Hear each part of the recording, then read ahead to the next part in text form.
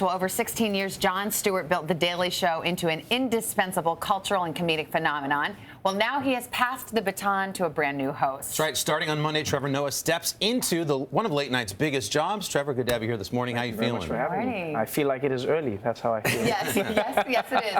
If we could somehow get a look into your mind and hear your inner monologue in these weeks and months leading up to this big day on Monday, what would it be saying? It would look like the Syrian crisis right now. That's what it would look like. Parts of my mind are fleeing, other parts are panicking. But you know what? I think it's all gonna work out in the end. Are you going to change your stand-up humor for this TV show? No, I'm going to try to change the TV show to meld with my stand-up humor. You know, that's what Jon did, and that's what he told me to do, and so that's what I'm going to be working on. His show obviously was big on current events, ripped it right out of the headline. Do you think you'll do that too? Oh, yeah, of course. Why would you throw that all away? All the news comes to you. It's all entertainment, so why not use all of it? Plus, what a gift. He's starting his job during a presidential year, so you're going to have lots of great characters, obviously, in the running. Yeah, great gift, the campaign, great gift, Donald Trump, Ben Carson, Carly Fiorina. These are all gifts. These are beautiful. I couldn't ask for more. I was going to say, has there been, because I know you've been preparing all summer, has there been a moment in any current news event where you thought,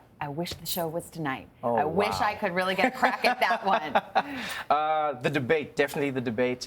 And every single time Donald Trump has spoken, I've gone, why aren't we on the air? Why aren't we? And then you go, well, just wait. Take your time, relax, enjoy the thing. But it's just so exciting. You see everything that's happening out there, and we're all sitting in the room, and we're writing stuff and going, if only we could say this, and you can't say it, and then you think there's got to be another way. But we'll wait. Everybody's talking about Donald Trump. Every show has their own take. The late night guys, how hard is it to find your own lane? And what is your take on Donald Trump? Well, I mean, he's an interesting guy. I never know. Sometimes I think he's almost working as a double agent. Sometimes I think he's just doing that to make the other candidates look really good. He's almost like a pace setter in the Olympics. That's what he's doing. He's just going, this is the craziest thing, and people go, you know what? Actually, that guy's not so bad after all. Let's look at the other guy. I think he's doing that. Sometimes I think he's doing it for the Democrats. I don't know what it is, and that's what makes him exciting. So in my world, I'm going, I support Donald Trump. That's our angle. I support Donald Trump. We're going the opposite way because he's good for us. I don't know about you guys, but he's good for The Daily Show. Would you like to have him as a guest? I'd love to have him as a guest. Do you know who your guests are going to be on Monday, or is that a big secret? We do, but it's being announced today. Not on today, but today.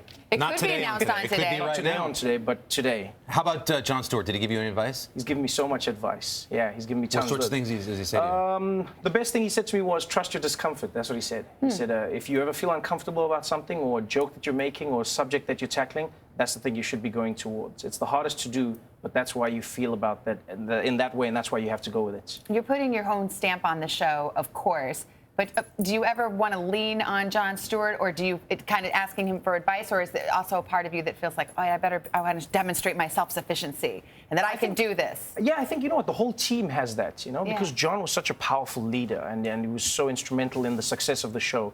And so what we don't want to do is, Jon went home to be with his family. You don't want to be the guy making him work from home. I will call my lifeline. Exactly. Yes. You know, telling his kids, oh, it's my other kid, Trevor, at The Daily Show. So just giving Jon his space. And I said to him, I'll check in with you periodically. So I got to catch up with him at the Emmys, which is great. And I'll see him again one more time before we go on the air, just to touch base and go, this is it. What else do I need to know? The late night landscape has changed a lot. There's a lot of guys. The Vanity Fair article had all of them, and they call it the best time ever in late night. There was some criticism about that. No women featured in that picture. No Samantha Bee, no Chelsea Handler. What was your take? I think it should have been included, you know, but at the time, I don't control the magazine, so that's something I couldn't comment on. But what's great is the fact that we do have Samantha Bee, we do have Chelsea Handler coming in, and I think the landscape is going to continue to evolve day to day. I mean, if you look at that picture, even 3 years ago, it wouldn't have included anyone of color. So, I mean, the age has changed, you know, race has changed, gender is changing, and this is fantastic for diversity in all spheres of entertainment. You were announced, it was all this fanfare, and then people were looking at old tweets, and you kind of got in some trouble for things that you had tweeted a long time ago. Did that kind of sour it at all, or are you like, okay, I have to make sure I don't offend anyone, but I'm also supposed to be funny? Like, how do you balance that and walk that line? Can I be honest with you? It's an extremely difficult thing to go through. Yeah. But it's one of the best things that can happen to you, because you then realize what world you're coming into. You realize how people take things. So, you know, obviously that was something I did when I was really young and stupid, which is what you're supposed to be in life, is young and stupid. If you waste stupidity when you're young, then you're going to do it when you're older, which is something I wouldn't want to do.